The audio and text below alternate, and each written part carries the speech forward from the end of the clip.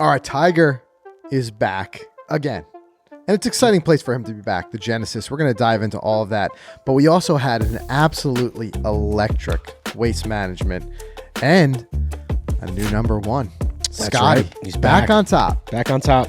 You know, and it was exciting to watch it coming down the stretch. You know, we're seeing with Rahm, you know, there's a possibility there too. Yep. You can't count that guy out, is what I realize every time I watch him play. Rahm could win anytime.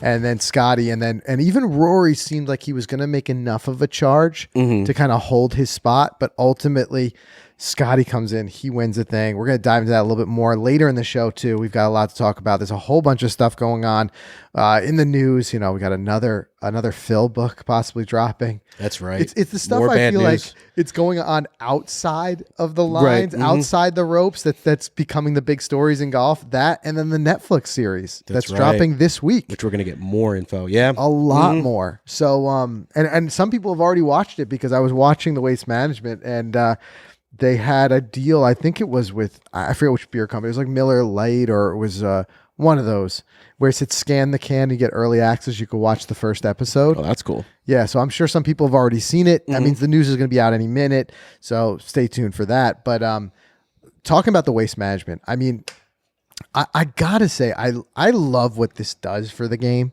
because I witnessed it. Like, you know, this weekend I was bouncing around and then I'm watching it, you know, different places. And one thing I noticed consistently is a lot of the non-golf watchers, non-regular watchers would peek up like at the screen and then all of a sudden they've got questions. Yeah. You know, like, exactly. what is this? You know what I mean? Yep. Like it's intriguing in that way that you don't get from a lot of other tournaments. And I think just the pure action and excitement of like the stadium and all that type of stuff. And I think this year they hit the sweet spot where it was fun enough and enough energy and excitement without, you know, a little bit of the bad press that they got. I think it was last year with all the beer being thrown on the, you know, but that was just, I even hold to it. I said it last time and I hold to it. I think that was just a pure moment of passion, no different than in hockey when a big, you know, goal is scored and the beer goes flying. I don't think it was the end of the world. Grounds crews had it cleaned up very quickly. I think. Yep. I think so too. I think the one kind of the PGA Tour is going to think of as a black eye was the streaker. Yeah. I think you're going to have one. You know? You're always going to be one. But again, it gets the intrigue up of fringe golfers. People who are starting to say like, golf is going through this revolution. You're seeing more of it in other spaces. You're seeing more of these, we talked about it in previous episodes, fringe golf activities, top golf, things like that, where it's becoming part of the culture of, you know, even things like just going out for a drink. It's becoming part of this culture. Yes, you're right. And then you see it in the Waste Management. I just think that there's got to be a lot of maybe even like young kids who are like thinking about what sports they want to try out and they're flipping through, they're waiting for the Super Bowl and then they flip through and they see this Coliseum built. Yeah. And they're like, wait, what's this? Yeah. You know, I'm interested. Yeah, it was cool. I mean, I love this event every year. How many is it? Probably the largest non-major attended tour event, would you say? I would think it's got to be. I mean, I'm seeing numbers of 70,000 Yeah, it's gotta or be, right? more. It's big numbers that they put up. Yeah, I mean, my key takeaways always are the course. Every time I see it, especially when they drone out from it, and you could see a little bit of just like the lush green and then just desert. It just looks like a cool thing, something that we've never experienced. So desert golf, or maybe you have. Have you ever experienced desert golf? No, you I never have not. My father played there. He actually played there 2 weeks after the Waste Management. It's a steep cost I heard lately. It All is, the TPCs and he, you know, he report. says, my father's funny though. He's like wasn't as thrilled with the course. Yeah, He said there was a lot better golf in Scottsdale than that. Okay. And so he's going back in like 2 weeks and he's playing a couple of other courses. But he did have the ability to play it while the stadium was still up, and he said that was really cool. Oh, that's cool. But I know that particular hole, that par 3, is not a whole lot to write home about without the stadium. Yeah. It's kind of a straightforward par 3. Straightforward par 3, yeah. But hey, first of all, one thing I'll say, like if you're listening to the show and you want to get some of the visuals, definitely check it out on YouTube. But there too, for the comments, we always say this is an open conversation. Weigh in. If you've played TPC Scottsdale, because we haven't, what was your personal experience? Did you enjoy it? Was it underwhelming? Was it overwhelming? Like, should we definitely put it on the list? And I mean, even just aside from when the stadiums are built around it, just the course in general, let us know. But I agree with you. It looked Looked pretty from the air. Maybe it's just our It longing for it being here in the Yep. cold Northeast right now. It Could might be that. It could be. But it was exciting. And Scotty Scheffler, man. Yeah, I man. mean, come on with this guy. That's his 5th win in 364 days. Yeah.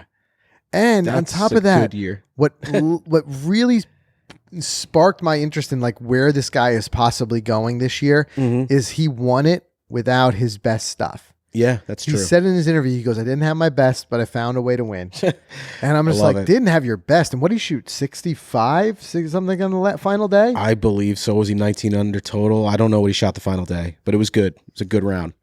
I mean, and he just handles pressure. That's just like it. I was it's just gonna say. nothing. I don't think He's that cool. there's an event or a moment that would phase that guy.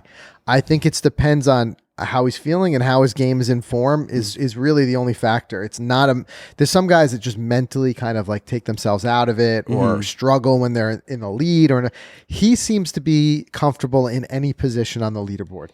He could be in the mix in the top 5 and you could hear footsteps and he's charging up behind you, or he could just come in with the lead and hold on to it. Yeah, totally. I mean, I honestly think he wins like 3 times this year easily. And you know what's really interesting about Scotty? He's got a good vibe with his caddy, Ted Scott. I noticed just watching them, they vibe well together. If you guys don't know, Teddy was with Bubba, and there was all that going on back then. But I don't know. Scheffler seems like he's in a good spot. I think that guy's just going to keep winning. Well, I'll tell you, he won last year, and he'd go on, to Augusta. I just wonder if this is setting the tone of like this is a key momentum push for Scotty, with the Masters only 5 weeks away, 5 weeks. something like that. Players are being interesting. I could see him winning the Players too. Yeah, I could see him tearing it up. I think when he's in this Staying hot. form, like he's, he could win any week. I think it's the only thing that would be working against him is the strength of field. Like I said, Rahm is another guy who It's could win hard, any yeah. week, and I think it's good to see these guys battling out for that number 1 spot. They deserve it. Yeah. The way that they're playing, it's incredible. But even speaking of the way the guys are playing, it was also refreshing to see a couple of names in that top 10: Ricky Fowler, Jason Day. JJ. And Ricky with the hole-in-one. Yeah, he had a day, man. He was did. feeling it, and it's good to see him back. J Day too. I think he finished 5th, so that's promising for both of them. These are guys who've been out of the winner's circle for years. We're talking about even guys who were not, qualifying for majors last year. Right, absolutely. They weren't even playing majors. So what does this do for their qualification now? It'll definitely help move them up the official World Golf rankings. It should help That put helps. them in a spot. Also, it can give them some FedEx Cup points that are going to be very much needed for qualifications for and other confidence, events. right?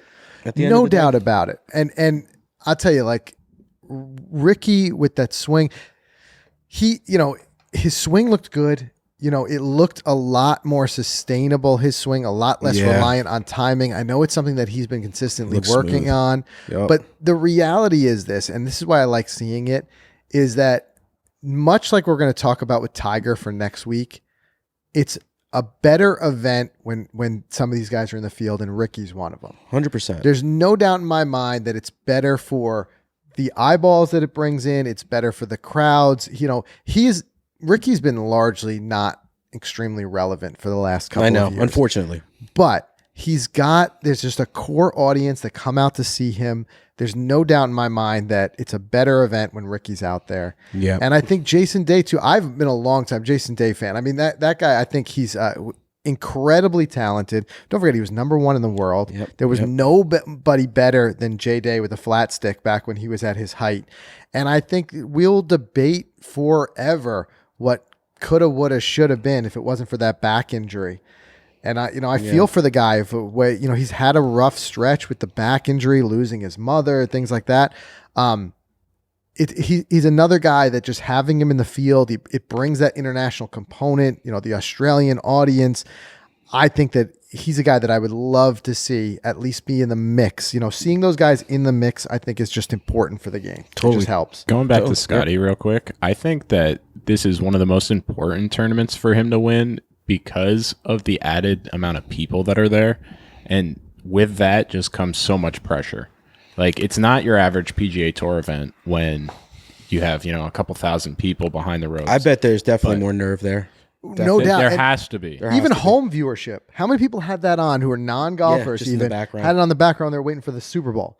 And there's no doubt. But that's what I mean about Scotty is that does not faze that guy. He's able to completely. I mean, think about Tiger in his heyday, the way he could just tune out what was going on, unfazed. And it was cool to watch. I know a lot of the announcers were talking about it too. The difference, and not saying one is right or better than the other. It's good to see this diversity.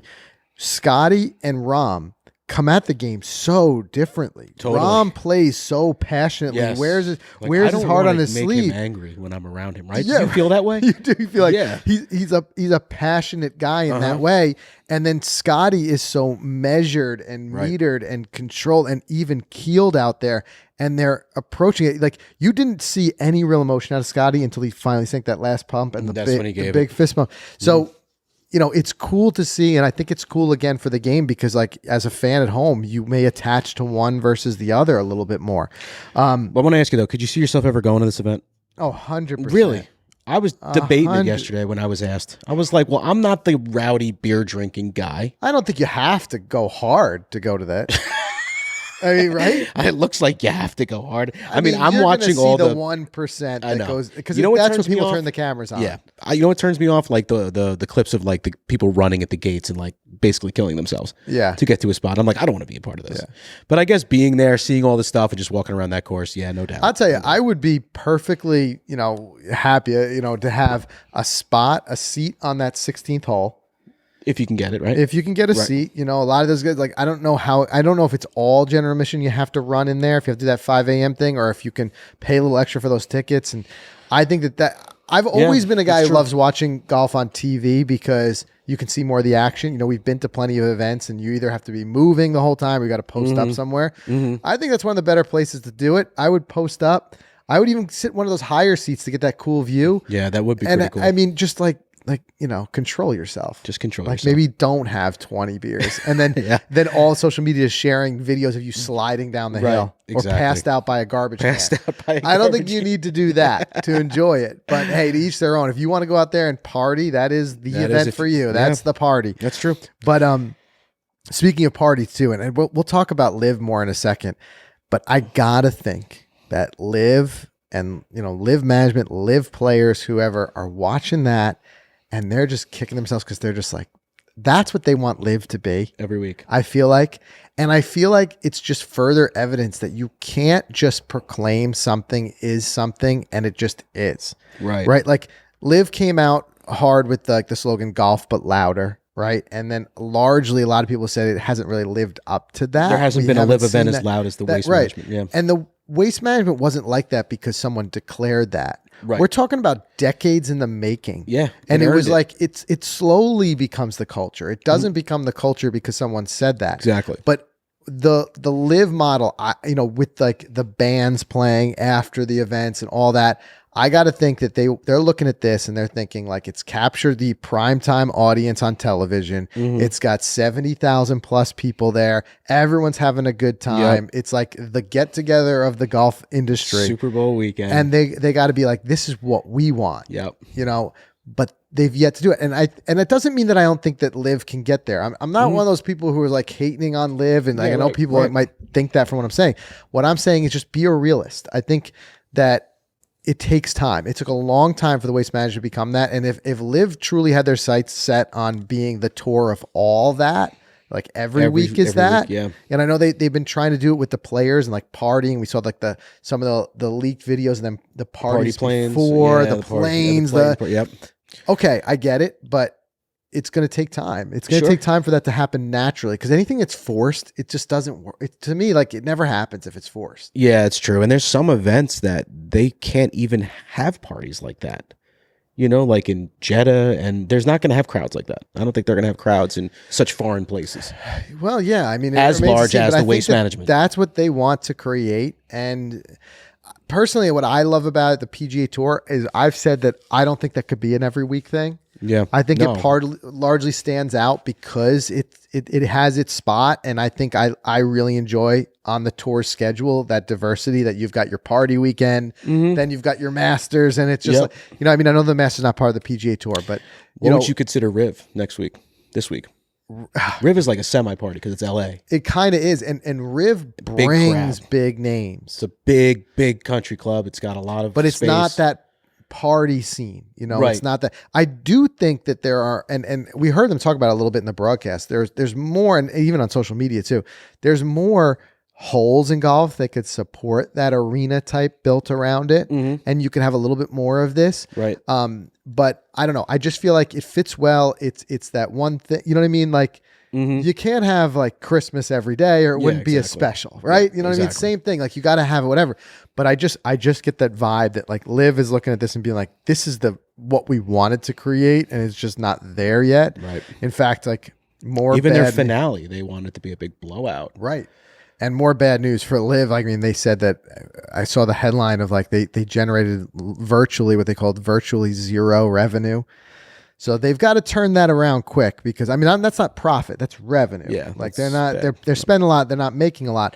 But what I mean is that I just don't think that anyone, even if it was another tour in the future that came out, I don't think you can just proclaim that we are the party tour like this but louder, and it just happens. Like it takes time. Right. There was many years when they didn't have a stadium there, and I think it was just over years it just kind of became an environment that embraced a little bit of a more laid back vibe in a party. And it took many years to become what it is today. Yeah. And then it catches momentum, but we'll talk more about Liv in a second. But the one other thing that I will say that we see now, the crossover is the huge purses.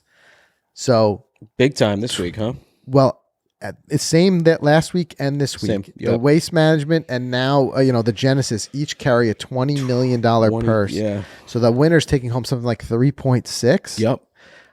Huge. I mean, that's massive paydays. And there's no doubt that was the Liv influence on the PGA Tour. You saw the meme, right? With Scotty winning and saying, just thanks, Phil.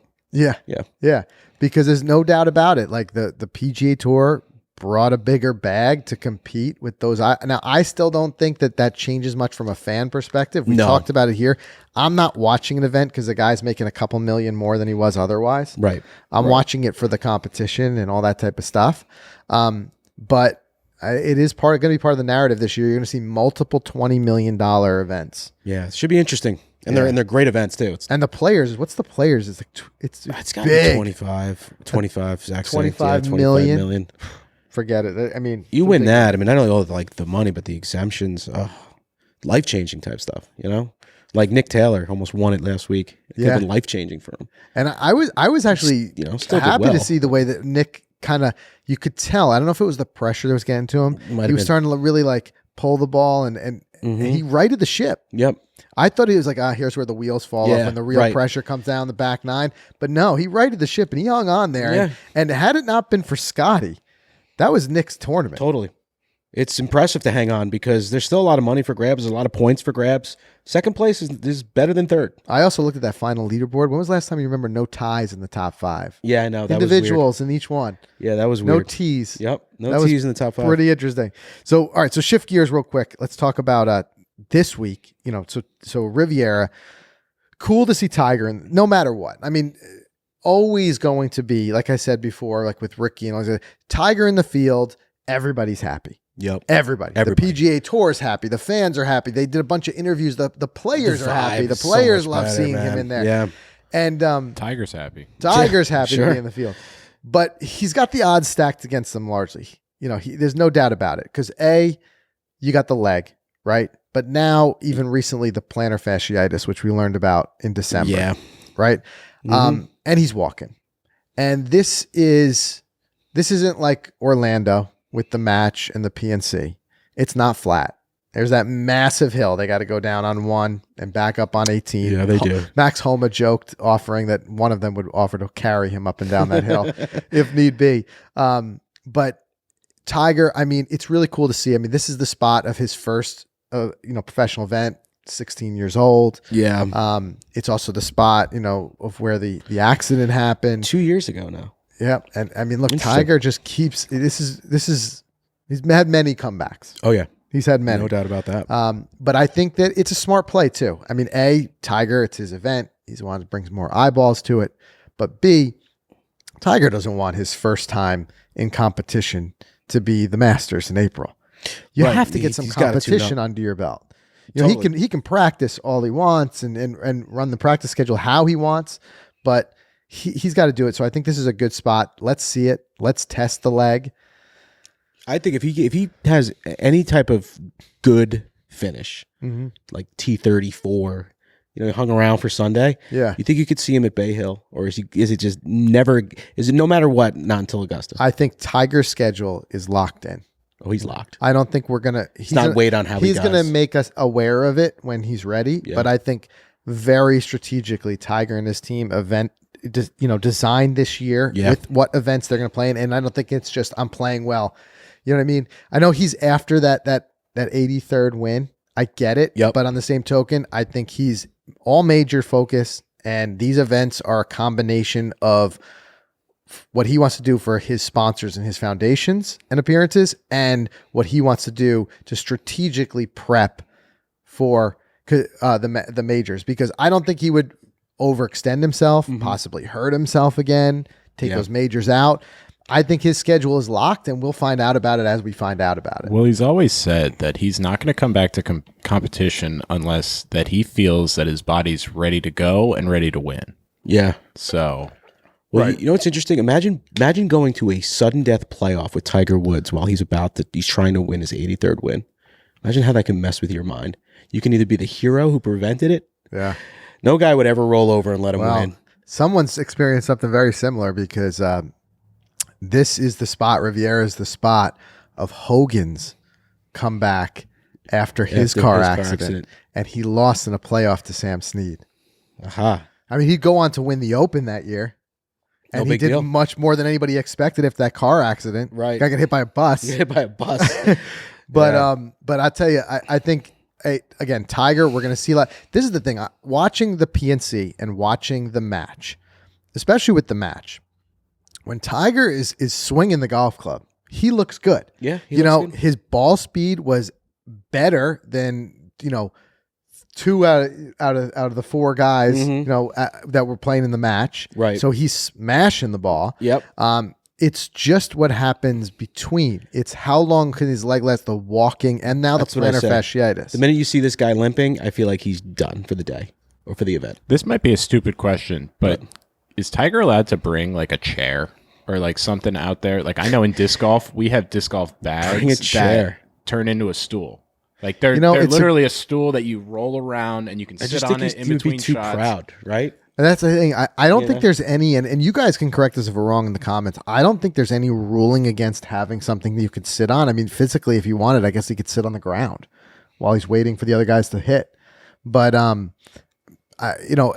proud thing comes in because I think Tiger, if you really want to make an appeal for it, he could probably appeal for an exemption to take a cart in some of these, but you're not seeing him want to do it. He wants to compete the way he wants to compete. I don't think he would want to win with a cart. I don't think he wants an asterisk on any of his records. I don't think so. So it'll just be like, okay, how did the legs hold up to the walk? Yeah.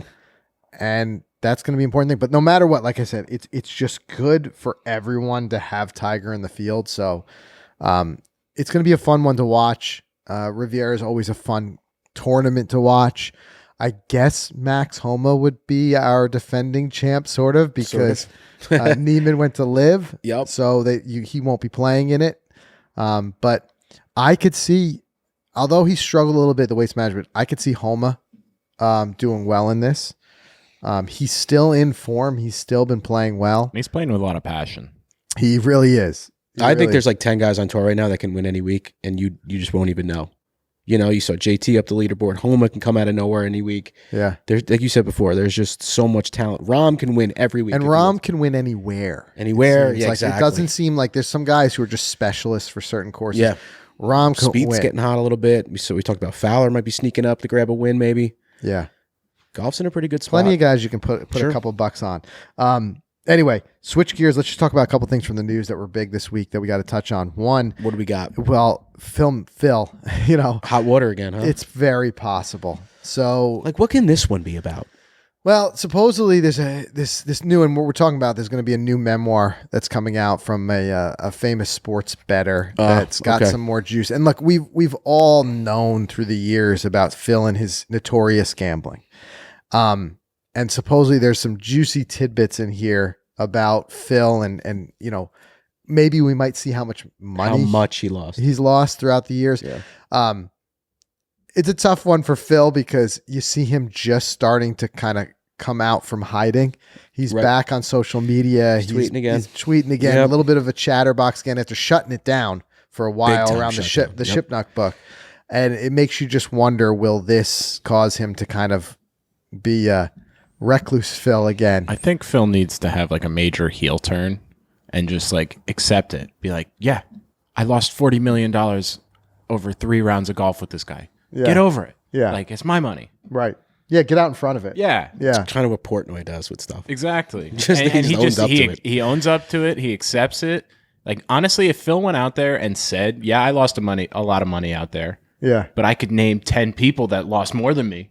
Right. Right. Well, and listen, you're going to have that diversity of different fans. Different people identify with different, personalities, and there might be some people who are more endeared to him. Like maybe other guys are like, hey, I gamble a lot on the course, and I'm into this. Like Phil's my guy. Right. You can see that sports betting, but I think that's been part of the problem is that Phil hasn't like really. He had the first big slip up and the stuff that he said, around Live, but then everyone was like, you weren't getting it was like a half-hearted apology. It's almost like you're right, like go all in one way or the other, exactly. But it remains to be seen. Regardless, we are hearing from Phil more. We've got a Live schedule, which we'll talk about in a second, which is expanded from last year, which means we're going to see a lot more Phil. We know that the Masters and some of the other majors are not excluding Live players. Right. So I think we're going to see Phil back at Augusta. We're going to have to see how whatever this news is that comes out and all the news that we've had in the past, how does it affect the crowds? Are they going to get in his head? Yeah, right. Exactly. Are crowds going to be like heckling Phil? And because remember, Phil was always the kind of the fan favorite. The thumbs up. I love you, Phils from people. You got a lot of that. But are you going to get a lot of the people too saying like, how much money you got on this whole Phil? Right. You know what I'm saying? Who knows? And how does that affect him? Is it roll off his shoulders? Is it not? We'll see. We're going to have to see. Yeah. Do you guys think, before we go over the schedule, do you think now that Phil is kind of behind his original Shipnuck rumor mill, now that that's behind him, do you think that Liv's going to start showcasing him more? Because I feel like last season, they didn't really utilize him much in social media, kind of across the board. He wasn't really that much of a fixture on the broadcast, but he's like the big name, it seems. Like when Liv started, Phil was the guy. Well, so do you think that they're going to put him into that position? I think it depends on how much the narrative starts to move past it, because I think nobody wants to move past like some of the Saudi stuff more than Liv does. They want to put that behind them. But like you think about it, like remember with Phil, like even you had Shipnuck being escorted out of some of the Liv press conferences. Yeah, right. And I think it was just like, listen, there's nothing that good that came out of that drama for Liv. So I think that they want that behind them. And I think it'll follow the vibe of the fans and the press. If people start to like put those narratives away, then I think you'll see more of it, because Phil can be an asset in that way. He can liven things up. He can make things funny. But I don't know. It just depends on if they need to kind of have a back seat. What do you think? Yeah, I don't know. Do you think he'll be in that Netflix doc? Because he didn't go to Live till like mid-year, and they were filming for a while. If I had to guess, I would say probably not, because I don't know if the players were paid to do this. Right. I'm not sure if the players were paid to do this. And I remember Phil's big thing was that the tour was using the name, image, and likeness of all the players, and the players weren't really seeing the dollar for dollar revenue return on right. that. I wonder.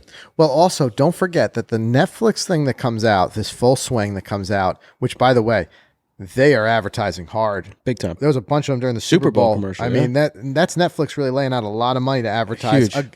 But it shows you how big it is. Yeah, and it shows you no how big doubt. golf has become. Yep. That Netflix, of all the things that they could have advertised, all the content that they make, they put 2 or 3. That's right there. That's what, $12 million in spend. It's a huge market though, golf, right? Yeah. Right? For a golf documentary. Yeah. But I think if they're just going off of the success of the Formula One doc and the tennis doc, they're putting all their chips in that basket of these Those must have done producers, well. these Sure. shows. Well, the Formula One documentary single-handedly made the United States the largest viewers of Formula One. It went from having such a small market share in the United States to being Wow. the largest viewing. So I could just base imagine of what it would do Formula for One. golf. I wonder what it'd do. But the other thing too is keep in mind, like going back to the thing you said about Phil, the documentary was planned, you know, and the ideas were born, and it was a lot of part of it was filmed before anybody knew anything about Live. Right. This was you know, Exactly. Not super Netflix. far. But Not Netflix super caught far. lightning in a bottle. That's what I'm saying. They didn't decide like let's get Phil or whatever. I think the guys who are going to be lined up in this were lined up probably even the year prior, and you even had the producer saying, "Yeah, we got really lucky." Yeah, Effectively, totally. I'm paraphrasing that this is what happened. So I don't think Phil will be one of the main guys. But you know, we know the main guys because they advertise them, like Justin Thomas and I can't wait for Brooks. Honestly, Brooks excites me the most in this entire thing because he is that kind of heel guy. Yeah. And- And it'll be raw, right? Unedited, cursing, everything. Definitely, but I'm excited. You'll get it all. I saw in a trailer that Brooks said, "Yeah, I know I'm going to catch a lot of crap for this, but Yeah. I'm going to do it anyway." You know, Right. He Right. just doubled down on himself, and that's exciting for But sure. it's funny though because you don't usually. Brooks is not the guy who usually likes to interact with the media. He's not a guy who has many words for them, so it makes you They wonder had a lot of how much he was from said. what I saw in the trailer. They had a lot of content with him and his wife.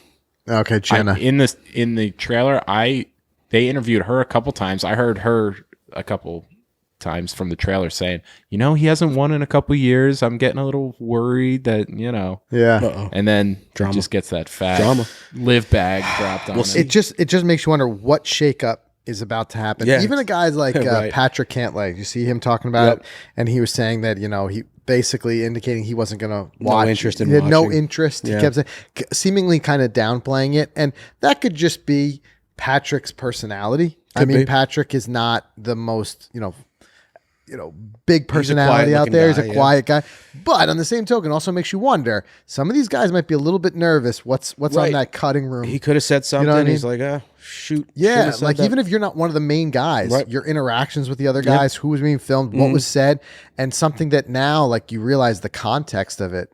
So then you see Cantlay, you know, parting ways with Titleist. It's like, did he say something in this doc that, yeah, you know, you just don't Some know. stuff's coming out. But like, Yep. you know, even going back to what you're saying about Brooks too, because Brooks was the guy who was constantly saying he wasn't going to live until he was. So that'll be an interesting thing too, to like find out what was happening between the scenes. Was he really the kind of like a last minute decision, or was he on lock and just putting us all on that he wasn't going?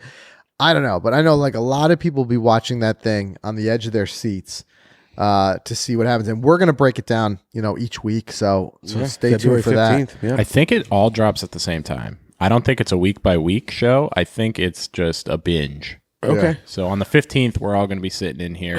That's going to be our work day. Watching the whole thing.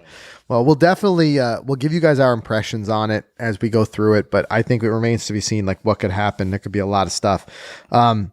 But real quick before we're going to talk about our own trip to Sea Island in a minute, but one thing I want to touch on though, we've kind of danced around a little bit talking here, but Live obviously is the other thing.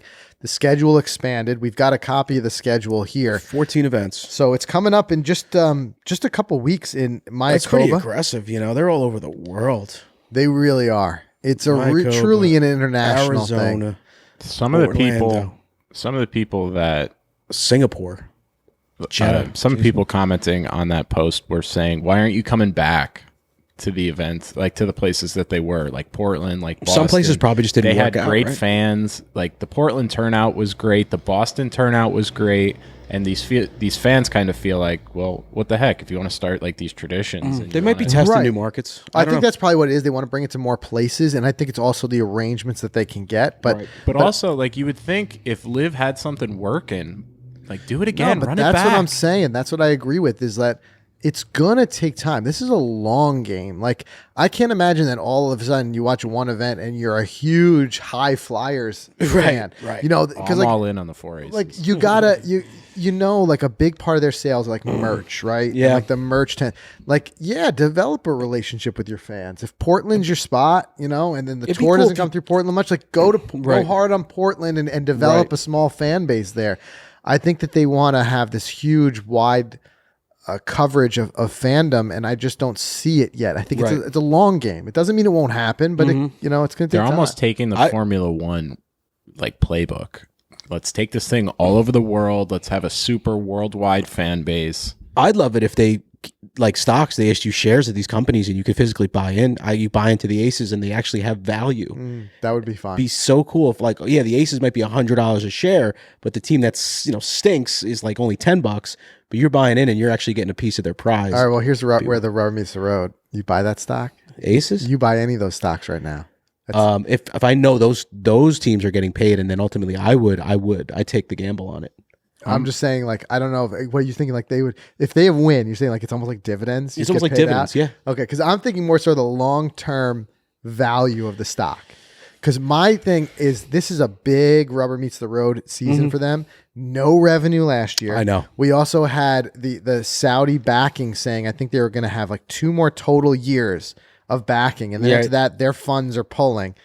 So I know. I just wonder if that iffy. stock is 100 now, and it's either 200 in 3 Then the whole years, system or goes it's down. zero. Right, exactly. Like, or it's zero. I think they're walking on that knife's edge of, is this gonna last? Yeah, I know. Is this gonna last? I know, but those shares would not be cheap. They'd probably be like $50,000 shares. Mike's just going to become a live day trader. Yeah, he's just day trading. I'm shorting 4 Aces call options on them today. He's like, I picked up a couple shares of the Range Goats this week. Okay. Speaking of which, Bubba, the new team is the Range Goats. I wonder if that's a nod to Goat Hill Park. I don't know. Like he caught a lot of slack. Like people were really like ribbing the name on Twitter, but then he was kind of bouncing back, and that's what Bubba's good for. Yep, is like fighting back on it. But that's the other thing. Like Liv needs a little bit better of a communication as far, because like I don't follow it closely, admittedly, but on the same token, I don't feel like it's easy to follow closely. Like now, what are they doing with the teams now?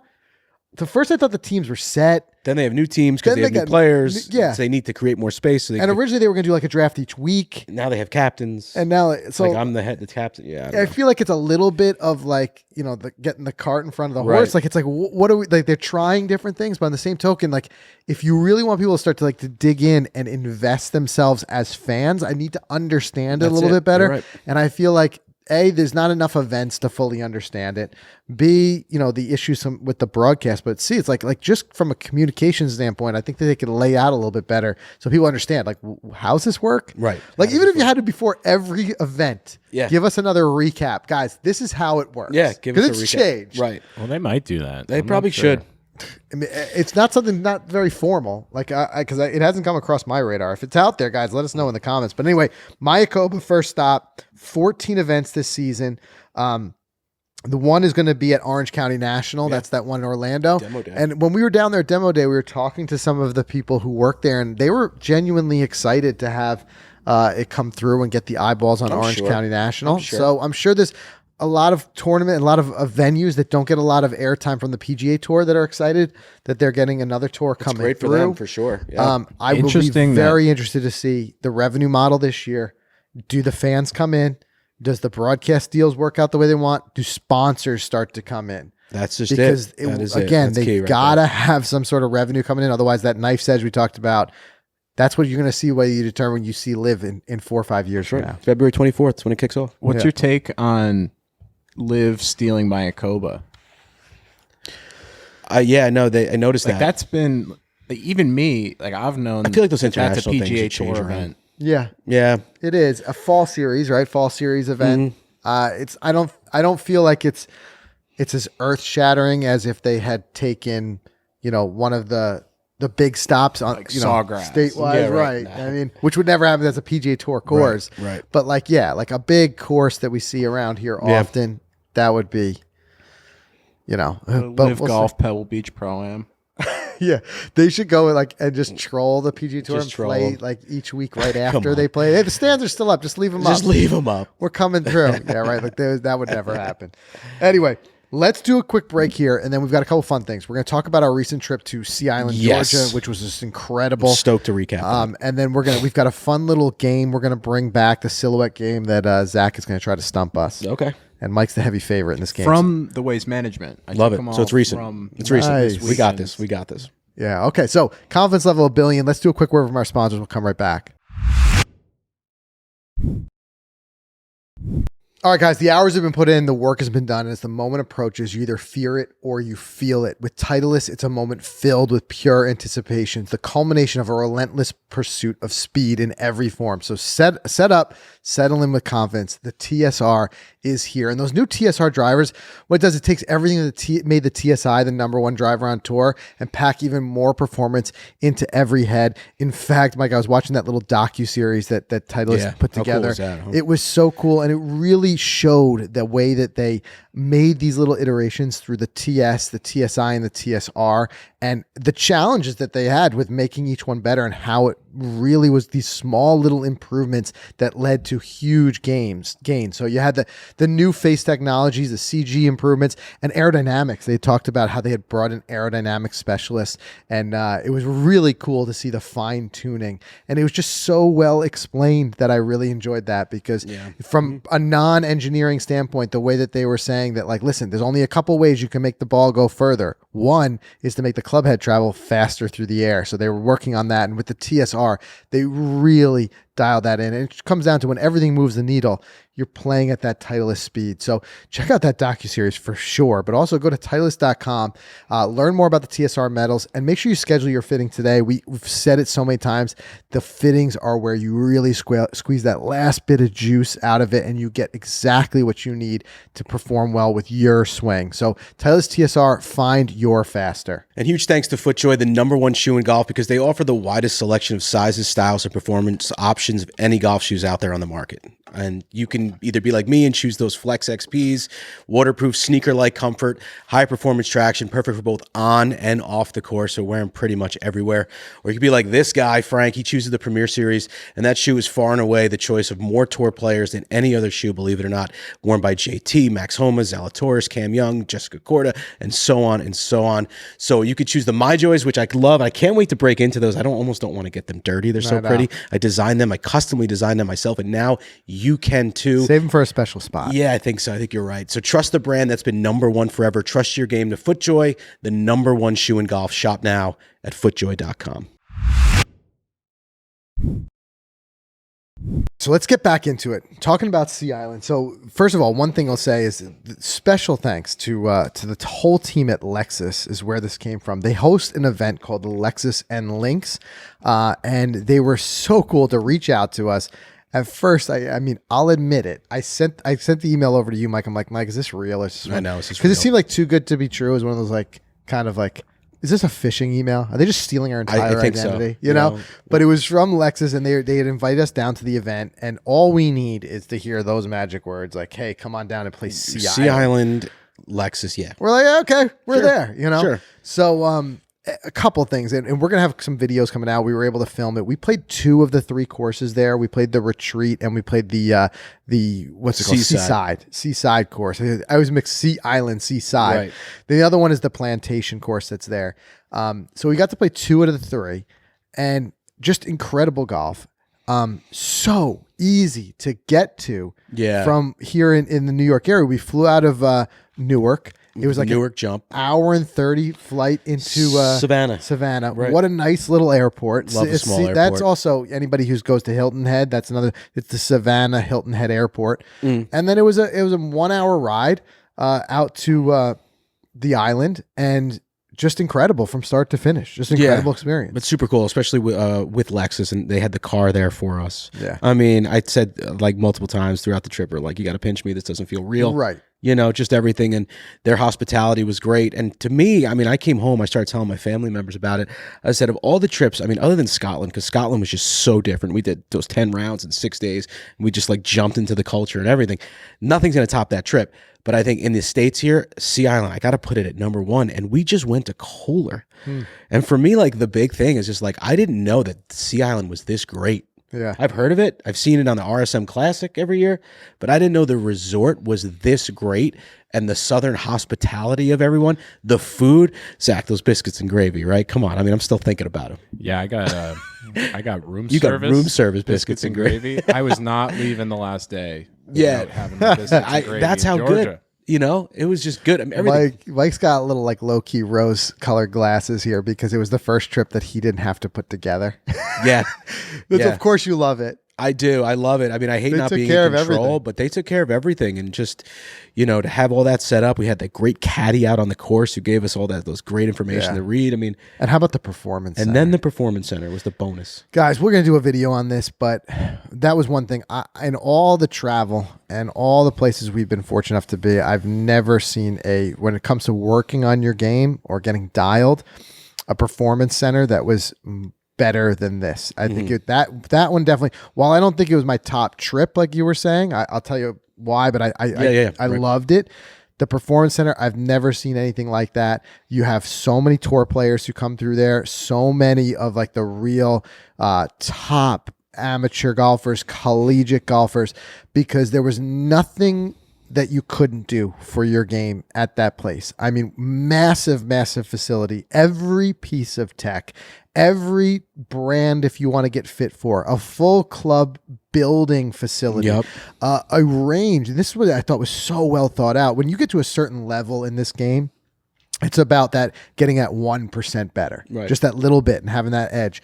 They had this range there. It was right on the water, so you had the wind, and it was built in a circle, which was brilliant, so that they could put you out there in any direction, relative to the wind, and you could practice them. So they said if a player comes in and wants to practice hitting their 5-iron distance with a left to right wind, they can put him a spot on that circle where he can be hitting that exact shot. If a college player comes in and she's like, hey, listen, I need to work on my wedge shots into the wind, they can put her at 80 yards into the wind.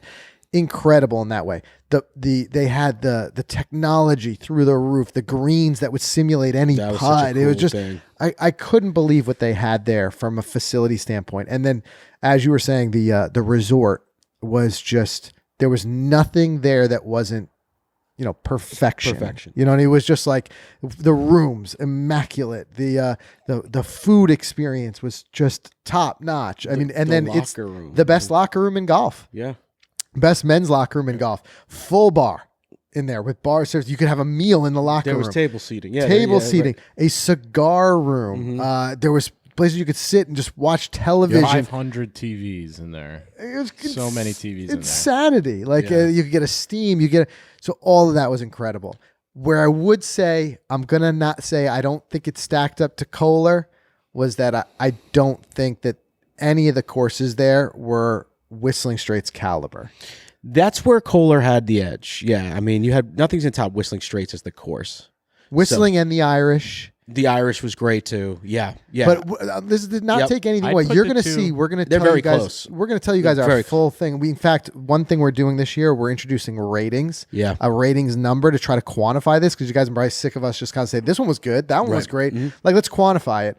But I will say that the courses, especially the Plantation and the Seaside course, were in the top 50 we've ever played. They were that good, but they weren't in the top 10. Like, it wasn't like a Whistling in that way. Right. No, but everything else around it made the golf better. Okay, well, as a non-golfer. It's just like the whole general island vibe there. Like, we weren't in the Caribbean, but we were in a way, but we weren't. There was palm trees. We were right on the water. Oh, this guy, wait till I get him to the ocean. I know, course. wait till you get him to the ocean course. I know. That's probably going to be like, Sea Island what? Yeah. No, but I'll tell you what, this would be the spot. We talked about Kohler and Pinehurst, and we debated them here on the show. Yeah. As for golfers, golf heaven. Designed for golfers, right? Correct. I mean, like, and arguably Kohler had the spa. If you're a non-golfer, you do that type of thing too. But from the dining, all that stuff, like, golfers would be like, you put your golf trip together. For me, this, in a second, I could have brought my wife there as a non-golfer, and she would have had a blast. For Kohler? No, for Sea Island. Okay, yeah. That's where I think Sea Island would have this appeal, even for the not, like, for your for your diehard golfers. Like I said, the best training facility anywhere. You're going to pay the price. But you're going to pay the price. But it was a much more of a luxury experience to me than Pinehurst or Kohler. And I think you could do it in 3 days, 4 days. You know what I mean? You don't have to break, because there's less courses. There's only 3 courses. Even if you just went to play the Seaside or the Plantation, you're with your spouse and you want to experience some of the restaurants, you could do it in 2-3 days. Yeah, that drive to it was so easy. But that's where I think that differentiator. Like, I would say this was the real high luxury experience. There's one thing is, I will say, it's going to cost you. It's going to cost you. There's nothing about the experience that was physically cheap. And there was also nothing about that experience that felt cheap. Everything was perfectly well done. I mean, they even had like a card you could hang on your door for warm cookies that would show up before bed. You get to pick the kind of milk you want to come with. Yes. Yeah. If you wanted it at any time, they would just come and draw you a rose petal bath. I mean, guys, that's what I'm talking about. Like that was what this was like. It was the ultimate in luxury. But what was so cool is there was two places you could stay at Sea Island. There's the Cloister. And then which was gorgeous, which was amazing. Yeah. And then there's the lodge, and I liked staying at the lodge as a golfer because we were literally one floor above the pro shop, and you could just walk out into the first tee. Yep, it was right, and they even had like an 18-hole putting green surface, like what you saw on the water at Pinehurst. The bagpiper at the end playing. Yep, I mean a golf experience, but a golf luxury experience. I would say that's the type of spot you bring your wife for a nice romantic getaway. You know, even like, or your significant other, whoever, you know, is listening to this, but like, that's a spot that even the non-golfer would have plenty to do. Yeah. The pools, the spa there, all that stuff. The food was top notch. And then the golf was great. That's the honeymoon. Yeah, that's the honeymoon spot. You want to still get some golf in, but it's that's the awesome ideal spot for her. We're going to Sea Island, Georgia. And if you're fortunate enough to marry someone who shares your love of the game, that is definitely your honeymoon. That's definitely your honeymoon. Play 3 rounds in Sea Island and then just enjoy that resort. Totally. That would be something. And we scored on weather because it rained on the day we left. And even the caddy was like, you guys really scored a good one. It's not normally like this. Right. So and that's we got the other 2 thing. good ones in a row. We did. Back to back. We so did. Well, and everybody down there was telling us February in Georgia, it can be dicey. It doesn't necessarily not going to be terrific. Right. But man, one thing, and we took, you'll see this in the videos. We kind of took everybody through the courses. The condition it was in was immaculate, the course. And especially for February when it's not like peak season for green. Everything was immaculate. And they were fun courses. They were challenging, but they were fun. Yeah, we played well. We did play well. And everybody had us nervous. They were saying the Seaside course, like, 10 handicap to shoot 95 would be great. You know, we both played much better than that. We played much better than that. I can give you that if the wind was way up, that can be really tough. And I will also say if anyone's playing it for the first time on the Seaside course and the Plantation, you don't need to. It's not required, but pony up for the caddy. Yeah, get the caddy. No doubt. Without the caddy, add a couple strokes to what we both. Yeah, and get the sausage and gravy, biscuits and gravy, because add 3 more strokes if you don't get it. Yeah. That kept me grounded. That kept you going. But everything, even like the halfway house was fantastic. That was cool. There. That was cool. It was just a well done, well thought out place. The course had plenty of character. And literally, I mean, at this point, we're splitting hairs. I'm comparing it to Whistling Straits. You know what I'm saying? Like, I'm not trying to take anything away from it. We've been fortunate to play some of the most incredible golf out there. Yeah, just wait till we get to Caledonia and Myrtle. Yeah. Can't wait. Yeah, but Sea Island I think it's a must go back. It was that spectacular, that special. First time I witnessed anyone buy bug spray in the halfway house. Yeah. Dude was getting eaten alive. Bro. Saturday morning. Imagine going on a golf trip being the only guy who gets bit. The only guy to get eaten. Saturday morning, I counted how many bug bites I had on my right arm alone. I had 14 bug bites. Those Georgia on my bugs loved you, man. Right arm from here to here, from wrist to elbow. I don't know if you use a different soap, different cologne, but they liked you. They really did like you. I didn't even think about bugs until you said, I got to get some bug spray. Right. But you guys are also moving around more. You're walking to your ball. I'm kind of like, when I get there and get to like where I want to shoot from. He's just standing by that marsh. Standing there for a while. Yeah. Gators. We got to see our gators. It was a good time. We saw, and it was a fantastic experience. So stay tuned on the main channel. We will have the videos coming out in a couple of weeks from the 2 courses we played, as well as the Performance Center. We got to do a full tour of the Performance Center. Like I said, it was incredible. And even our warm-up round at the reserve. I had so much fun. The retreat. I had so much fun. I call it reserve all week. All week. He's been calling it the reserve. The retreat. The retreat was the perfect warm-up course because it was a confidence builder. Yes. Because you had these huge wide fairways. The challenge was around the greens, but like it wasn't a course where you lost balls. Right. You'd hit the fairway most likely with your tee shot, and that was an approach, you know? Yeah, I loved it. I loved the retreat. It was, like you said, it was a good warm-up. Yeah. Especially getting off the plane. So stay tuned for a lot more content coming from that really soon. But we want to let you guys know that that's where we were last week, and it was something I'm sure we'll talk about a lot on the show because it was really that good. All right, so now Saxon try to stump us. How many do you have? Back the silhouette game. You've got 8. All right. So, Frank, let's try to get 6. Well, now keep in mind, like I said before, if you're not watching this, go check it out on YouTube or Facebook because this one's going to be a little bit visual. We will try to explain a little bit, but the rules of the game work very simply. Zach's going to bring up a silhouette, a shadow of a golfer. This is going to be from the Waste Management this week. And based on their silhouette, we are going to try to guess that golfer. Okay. We got it. I have one full body shot, and the rest are kind of upper body shots. Okay. Ooh, making it even harder. Okay. Yeah, well, you guys did so well on the last one that I figured that I want 8 had out of to 8 stump here. you. Now, remember the hard part, we're not going to see any brands, logos, nothing like that. Sometimes you can guess the guy by their sponsor. No, we're going by swing and maybe something that they're wearing. So let's see. Well, this first one should be easy. Let's go. All right. That's Tony Finau. Finau. It's I the love hat. it. You can see it with the hat gives These it away. guys. We Tony got Quick Finau. on the draw. Quick on the draw with Finau. Tony. And guys, let us know at home if you've gotten any of these in the comments. Let's see. Jason Jason Day. Day, right? Yeah, these guys are good. We're watching too much golf, dude. Way too much golf. Okay, let's bring that back up. What was it that gave it away for you? It was Jason Day, Mike. It was the hat and like the scruffy beard. Face and shape. The face shape to me. Yeah, the face shape. His yeah. club's hurting. I don't know what happened to his club. All right, I'm just gonna say That was a quick crop. I was in a rush this in a morning, quick- and I will say that Quick golf crop. clubs are quite possibly the hardest things to Photoshop. They are. So cut me some slack. His gloves hurt. I don't know what Jay Day's playing these days. Yeah, it's like a Flintstone club. All right, let's see what we got. But, ooh, this one's getting a little harder. Yeah. Let's see. Oh, that's a tough one. Is it Ricky? No, because that. I think that looks like a. Is that? It could be a Homa. I think you got us on this one. That's your boy John Rahm. Oh, Rom.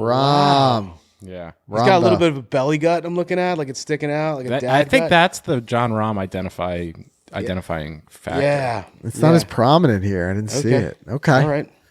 What else we got here? Hurting club again. I know. Yeah, that club. is that I don't know what they're swinging out there. Oh man. This is. The silhouette really makes it difficult because if you saw this photo, you'd be like, "Yeah, no, of course that's him." Is it? No, it's not. I'm just JT. gonna guess somebody in the field. Xander Schauffele. Yeah, let's go with Xander. No, this is your boy Ricky. But That's right. I don't have the photos as Okay. well to go with it. Maybe. Massacred my boy. I Yeah, did. you massacred. I really Look how he did. massacred my I boy. really did. Okay. All right, let's see what we got here. Oh, that's Rory. It's Rory, yeah. Rory You can all tell by day. the feet and the legs. Give me that full body shot. I get it. Yep. That's what I'm saying. If I gave you guys the full body shot, there would be no Rory way. too, though. Go back. It was the ears. Yeah, That's you know, very those are true. Rory ears. it's so Yeah. Rory. Those And then are- you see it. Yeah, that's Yep. Rory all day. Okay. Still- Scheffler. Nope. This is a little Okay, wait. obscure. Really? Yeah. It looks like Scotty's finish. That high hand finish. Oh, I don't know who that is. Friend of the podcast. He's been on the show. Stallings? I don't know. Ding, ding, ding. Scott Stallings? Wow. I don't know. Yeah, I could see it. All right. Okay. Two What else? more left here. Let's see what we got. Oh, that's Oh, this is a tough one. Looks like a thinner guy. no, it's not Sanjay. Sanjay's a little heavier. He was close on Sanjay. Tom Kim. Tom Kim. Tom Kim. I love it. Okay. What else we All got? right. This is gonna round it out here. That looks like Xander. That looks like Bang. Xander. I could tell from Bang. the picture. That looks like Xander right That's away. not bad. That's not a bad That's little not run. bad. No, Yeah. I think we just you missed guys one, did right? great on that That's one. not a. I mean, hey, from a shadow silhouette. You know what this guys comes gotta from? guys gotta figure out John Rahm better. We Then gotta you'll get Rahm 8 out of better. 8 next time. I think. Now it looks more like Rom. You know what this comes from? It's from years like going to PGA Tour events and spotting from like as far away as possible. You know that squint where you almost that just see a squint. shadow. Be like, Yeah, who's that over yeah, there? that's Yeah, all Snedeker. right, let's go catch up with that. Rom over there? Yeah, Right, let's go right. find him. But anyway, that's everything we got for you guys this week. Hopefully you enjoyed the show. We got some great interviews coming up in the next couple of weeks. So stay tuned for that. And we're going to dig in as the season undoubtedly, I mean, you could say it's hitting its stride. The season is going to start heating up really quick. Yep. We're going to be at the Players in no time. We're going to be at the Masters in no time. So wait, we're going to the Masters? I wish we were physically. I would be mentally at the Masters. Maybe VR. Who knows? Yeah, maybe. But we're gonna have all that, and plus the big Netflix documentary. There's gonna be so much to talk about. Endless supply. We got new podcasts every single week, so make sure you subscribe. We'll see you next week.